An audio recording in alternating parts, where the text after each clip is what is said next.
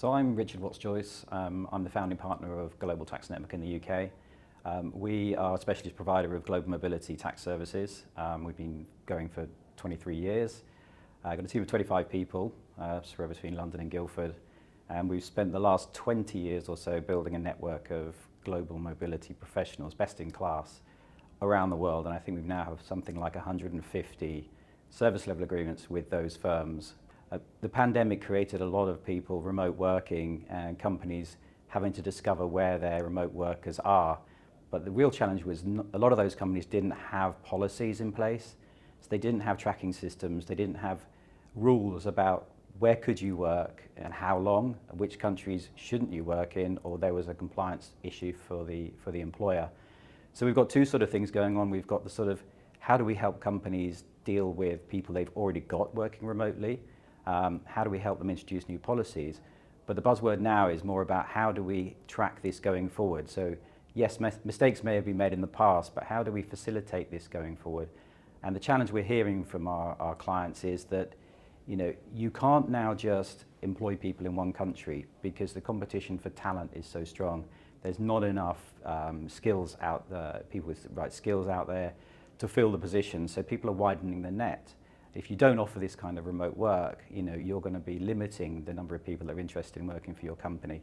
And I think one of the recent surveys said it was 56% of companies now have international remote workers, but I expect that number will increase because the competition for people is so strong at the moment, and I don't think that's going to change. Yeah, we're seeing a shift in the demand from young talent, and people coming through now have experienced the pandemic. They've seen remote work as something that's normal. It's not something that you're asking your employer for anymore, or you're not knocking on your HR director's door saying, please can I work in this country for 3 months. It's actually something that's now expected. And I think if you don't offer some sort of a way to deliver that, you're going to fall behind the competition very quickly. I think some of the key considerations for some of the providers is, they're having to look at a much wider group of population of employees than they ever have before. I mean, traditional assignees was quite simple. It was you sent someone for 3 years somewhere, you looked after them, they came back. But now some of the people that were doing those roles are looking after remote workers, they're looking after business travelers, they're looking after short and long-term assignments, they're looking after people. Workations, another one. I'm going on vacation to Australia. Can I work an extra 2 weeks there because it's a long flight? And is that allowed? Is that okay?